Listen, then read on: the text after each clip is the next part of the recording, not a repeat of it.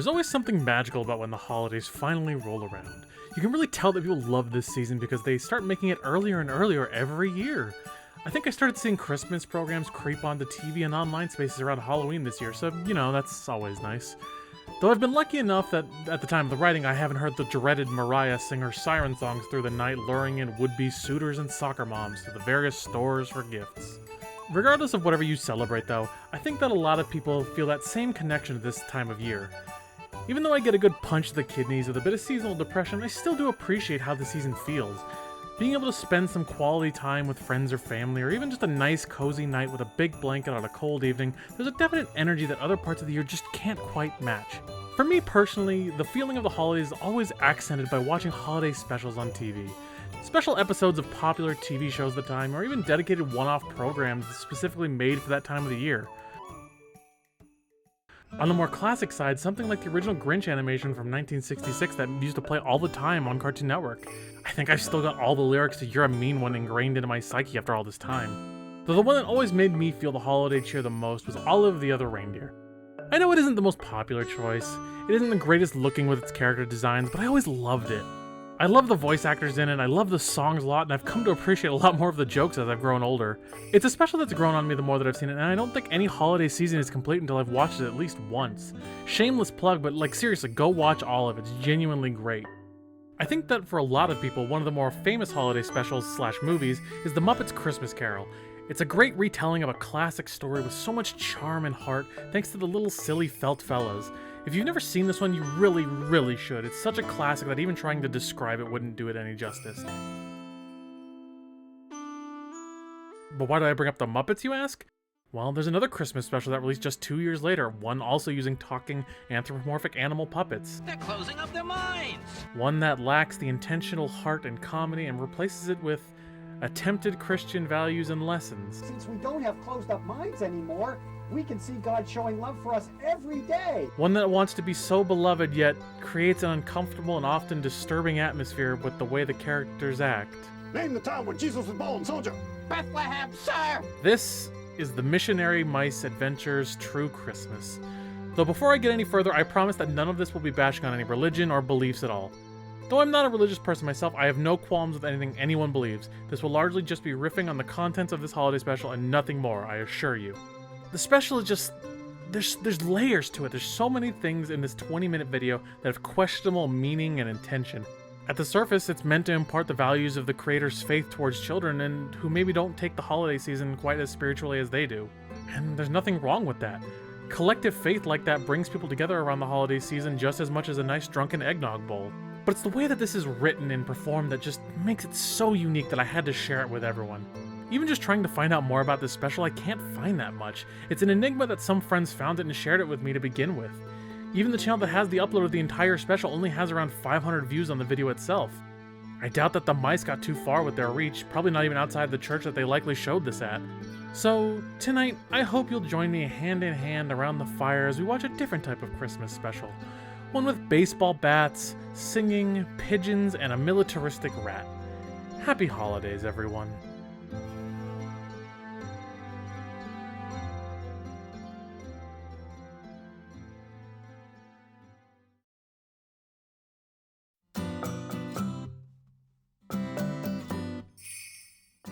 The Missionary Mice Adventures comes to us from two different parties, CGBC, otherwise known as the Chinese Gospel Broadcasting Center, and Allegheny Alliance Pictures. I'll admit it was a little hard to find out much about these two groups because, well, there's not much about the Missionary Mice online at all. The most you can find, at least in my research, has been re-uploads of the specials on various other sites. The CGBC still has a website up, technically, but I'd be lying if I said it wasn't abandoned anyway. Most of the resource links on the site don't really work anymore, and the copyright seems to claim they stopped really existing around 2005. Throwing the website in the Wayback Machine at least helps us figure out that they were responsible for this, and that there was at least another special out there somewhere called True Thanksgiving, but I don't know how much I can find on that. Seems to be another piece of lost media though. Considering what was made here, I'm not sure if I'm too cut up about these rats disappearing. Meanwhile, Allegheny Alliance Pictures doesn't even exist as far as I can find. The mice have covered their tracks well. Too well.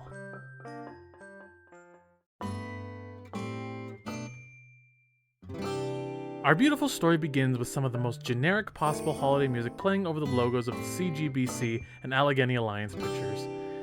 It's not a bad song, but I hear this and I can't help but think of it echoing in some empty mall during the holidays. It's the perfect song for what you'd hear in some of those liminal space creepypasta videos. Just listen to this.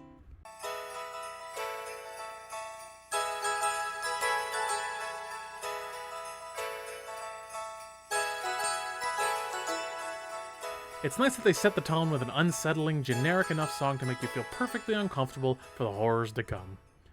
Immediately afterwards, we're graced with the sight of a rat parachuting into the cities. The rat wars have begun. Vermintide has prepared us all for this. The invasion has started.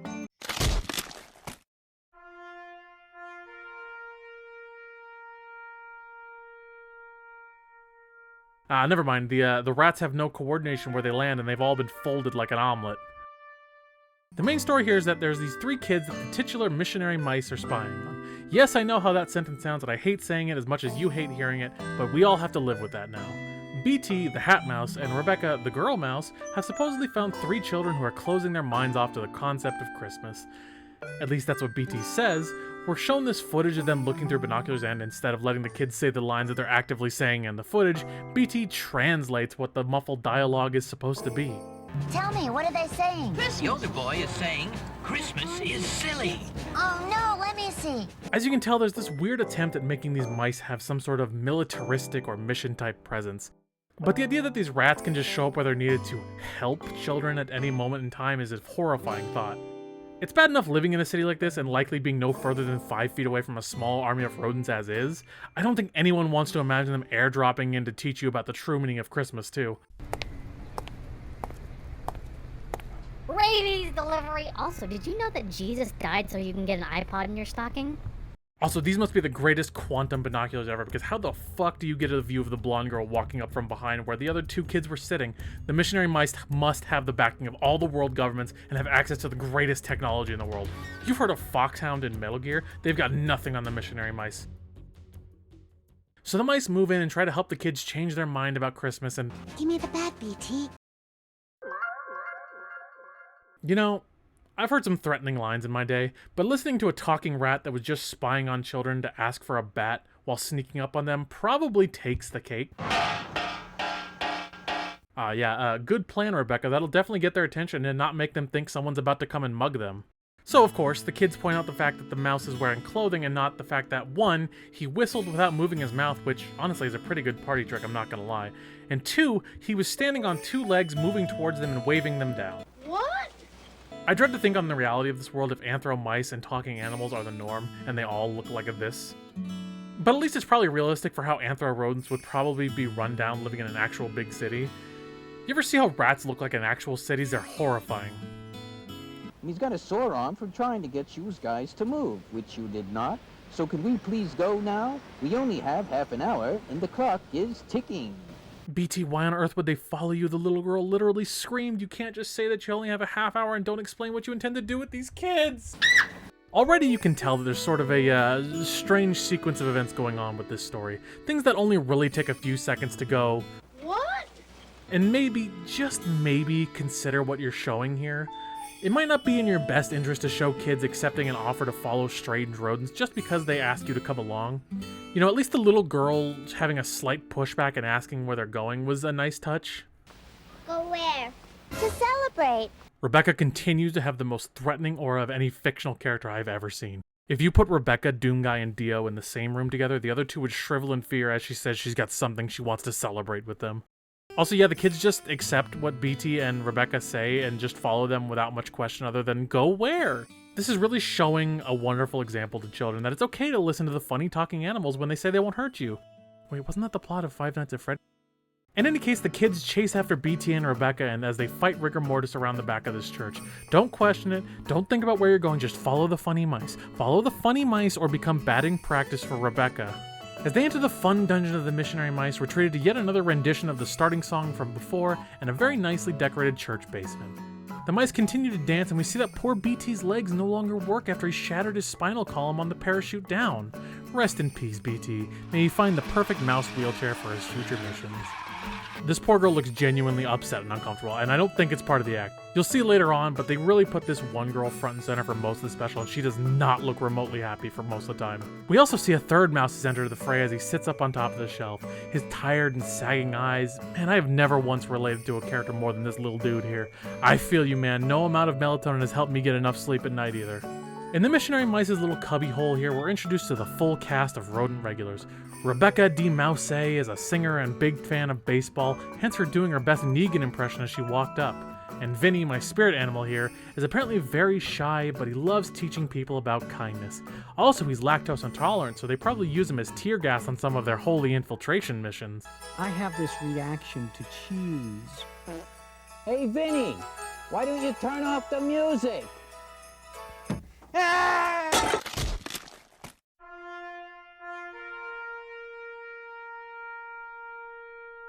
Man, they really just love killing these mice, don't they? But I won't lie, watching the Vinny puppet just get thrown at the radio and fall back down is probably the one time the joke actually got me in this special. I'm back. The lack of articulation on these puppets is really jarring sometimes, which I'm sure you've noticed by now. The people using these puppets don't really move them around in any sort of energetic way, so oftentimes they move just really stiff. It makes things like the ragdolling and tossing funny, but other moments like walking down the stairs look really uncanny. Or at this point here, when BT says he just has to open up the window to introduce one of his colorful... Oh my God! What's wrong with your face? This bird, this poor bird has seen hell and returned. They have seen the depths of human depravity and the darkness of the human heart. They have been beaten and broken, and yet they still walk. Anyway, time to fly around in a first-person scene that definitely isn't just the cameraman putting the camera in and out of these poor children's faces. Wow! You can feel the love of God everywhere. But when you fly into a place that is made just for God, it smacks you right in the face. See what I mean about them putting this little girl front and center? It stops feeling like she's acting like an uncomfortable kid. There's genuinely concern in her face at this point. Anyway, this bird with the 1,000-yard stare's name is Jacob, and he's a friend of the Missionary Mice that's very excited to be here. Apparently once a week he comes over to spend time with the mice at the church, or at least that's what I can gather when BT says... The rest of the week, Jacob here has to live with the pigeons. Well, it's at least nice that Jacob comes to the church at least, but why do they make it seem like living with the pigeons is the bad part of Jacob's week? Like, what's the problem with that? And everybody knows pigeons don't rejoice in God's creation or anything. They walk around all day with their heads down, saying how the world is such a hopeless place. They ask you how you are, you just have to say that you're fine when you're not really fine, but you just can't get into it because they would never understand. What in the holy fuck do you mean everyone knows that pigeons don't rejoice in God's creation? What did the pigeons do to you that made you so upset at them, PT? Would you believe me if I said that this pigeon hate is actually a major character trait for all of the mice here? Because man, oh man, does this shit run deep. So apparently all pigeons do is keep their head to the ground and talk about how the world is such a hopeless place. I don't think BT is talking about pigeons anymore at this point. I think he's just talking about millennials on Twitter. I don't know where the fuck this pigeon lore comes from. I genuinely tried to research if there was some proverb or verse in the Bible after I heard this, just to see if there was some sort of story about pigeons being godless heathens. From what I can gather, there's not really that much. There's some reference to young pigeons in a few different versions, but there's nothing more than a few passing mentions here or there. I'm starting to think that the Missionary Mice are just a wee bit on the prejudice side. Now I'm even more scared of what Rebecca does with that bat on the weekends. I used to be like that. Before the incident. So apparently Jacob used to be like the pigeons and look at the world from a more nihilistic point of view.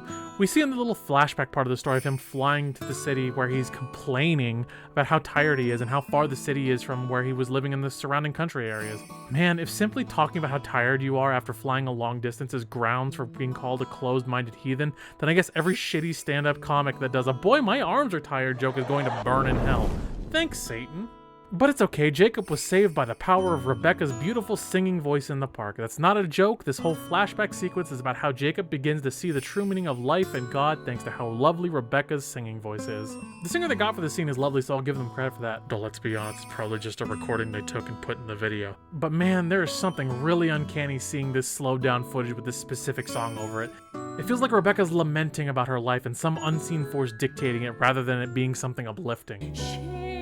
My life as he has planned. I've cut out most of this part, and I mean, it's not really that important or interesting to talk about, but this entire Jacob flashback sequence is about 3.5 minutes long. And most of that runtime is just the song that Rebecca sings, so I guess they just needed to fill up the time somehow. I'm mostly just shocked that they had the restraint to not do a fall joke and push Rebecca off the bridge, considering this all just feels like some big Tim and Eric skit most of the time. Anyway, we cut back to the present, and Jacob talks about the encounter and how it makes him want to sing like Rebecca. But when he does, the poor little girl just covers her ears in pain, and BT and Vinny just come in and bash poor Jacob for the attempt. You might want to start thinking seriously about taking singing lessons from Rebecca. Ouch! And I thought birds were better singers than mice. Starting to think that they just keep Jacob around so they can feel superior and claim how that they have a pigeon friend if they get called out for stuff. I'm just saying. I bet you didn't know how deep this pigeon metaphor was going to get, but it's genuinely a massive part of this special. I'm about to play a longer clip from this next part of the video just to make my point, so, buckle up. You were starting to get a closed-up mind, and I couldn't let you get one of those, especially on Christmas. You got to open yourself up, or else God can't talk to you. God doesn't talk. Just like the pigeons. I've decided I don't want Vinny to be my spirit animal anymore. I take it back. Oops. Sorry, Jacob. So did you catch all that? Because hoo boy, there's a lot to dissect in that little clip. When I first saw this with a couple of friends, this was the part that we all kind of just sat forward and felt dumbfounded with the things that were starting to show. Again, no disrespect to anyone's religion at all, but I'm starting to think that the missionary mice aren't the best people around. Like, the boy was frustrated that he didn't get a present he wanted for Christmas, but also he's, like, just a kid. I agree that there's, like, a lesson to be taught here about, like, appreciating what you get for Christmas, but there's a whole lot of undertones coming from the mice message here. This idea that all the pigeons are godless heathens, like, inherently, but need to be taught and have their eyes open feels so extreme. I don't want to use words like cultic or indoctrinating, but I mean, they literally have the one good pigeon with them that they now refer to as a dove rather than a pigeon thanks to his enlightened status. Then comparing these kids to these wrong thinkers starts to feel really, really, really icky. Isn't it equally closed-minded to think that someone else's thoughts or beliefs are inferior or wrong to your own? Or that your belief and views on a specific subject are the only correct ones? This isn't the place for that kind of debate, more so just, man, these are fucking rats that sometimes have New York accents talking about how pigeons are heathens. What the fuck am I supposed to say about it? But enough about pigeons, it's time for our rat play. Rat play, everyone to your seats! Funny enough, I think this is one of the better parts of the overall special because it feels like the one part of the video where they actually put some effort into what they were doing. The little outfits on the missionary mice are pretty cute, and I mean they're not that bad looking. Oh my God! What's wrong with your face? Oh God, oh no, never mind, I take it back. I never want to see Jacob's godless eyes again, no! It's not really my place to talk about the accuracy or the quality of this little play overall because, again, I'm not really a religious person.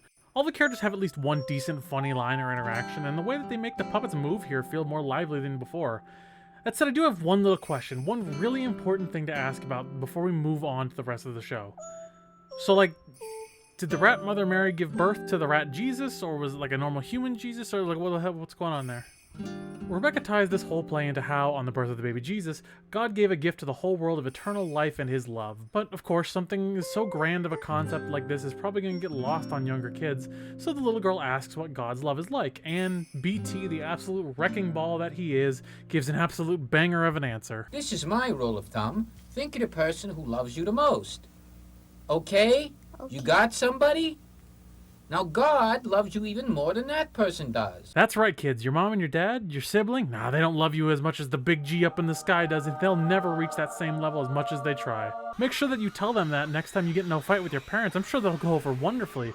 That said, I do love how this little girl just takes this information and turns it into an unintentional burn against her brother going, "Hey, God loves me more than you do, smiley face." Oh, it must be a frustrating job being God. Always being there 24 hours a day, trying to love us, and all we do is act like pigeons. They really need to stop saying pigeons like it's a slur because it gets more and more uncomfortable every single time it happens. You know, recently when Chris Pratt was on that one Nintendo Direct and he said the word Koopas really forcefully? Yeah, it's like that every single time they say the word pigeons. Pigeons! Anyway, from here we get into the final scene of the overall special as a chime begins to play through the little fungeon. All the mice and Jacob start to get a little panicked as it's suddenly 10:50. And when the blonde girl asks what happens at 10:50, Vinny just replies, "Oh, nothing really. Actually at 10:52, general Bible knowledge holds inspection, and he's never late, but he is often early." There's this really strange shift in the atmosphere of the special here. All of the puppets start to get really nervous and scared with the general's approach, and all the kids look really confused. Out of context, knowing that an actual general is showing up and how these mice have a literal missionary structure to them, it starts to feel like they're conscripting these kids into something. But no, they would never actually do that. Absolutely never. This is all just a joke. It's probably just a pun name that means nothing.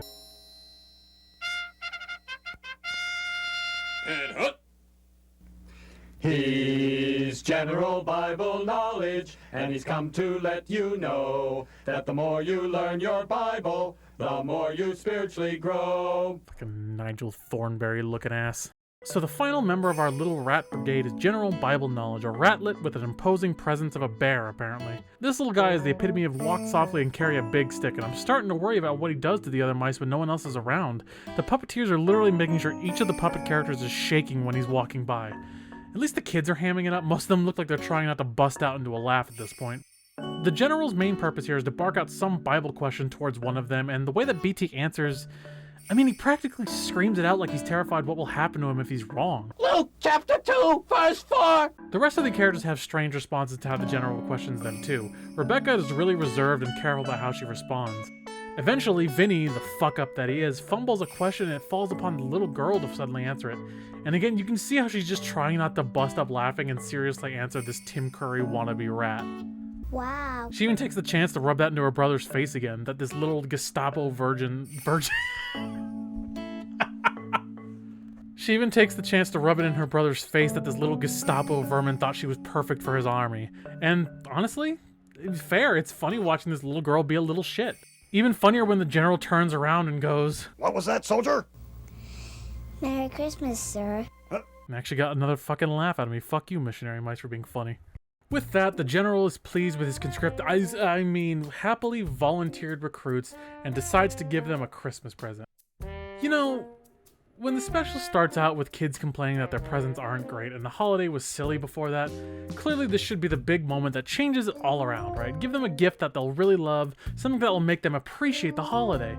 Maybe a toy they really wanted or some cool shoes or something like that. Something that they'll really enjoy using and appreciate for multiple years to come. Soldiers, present Bibles! Ah, yeah, that's what the kids really want for Christmas, a big fucking book. I understand the reasoning here, and I think it's totally fine. It's just equally funny to me that if the kids were already upset with their gifts at the start, I am so sure that they would absolutely love the gift of fucking reading instead. Well done, missionary mice. That's why you're the boss. From here, the special ends with a rendition of Away in a Manger with Rebecca leading off the song. And if you thought for a second that the missionary mice weren't a bunch of liars or deceptive little rats, well, I've got some world-shattering news for you here. Rebecca starts to sing and it sounds nothing like the flashback that we got with Jacob and her in the park. You know that scene that basically converted and changed the course of Jacob's life with her singing? Yeah, suddenly she sounds nothing like that. At all. Away in a manger, no crib for a bed. So like, was she just playing a recording to lure pigeons in like a siren leading ships to her doom? Is this just confirming the seedy underbelly of the missionary mice mythos that they're actually just a dark organization recruiting the unsuspecting for some holy crusade in the future?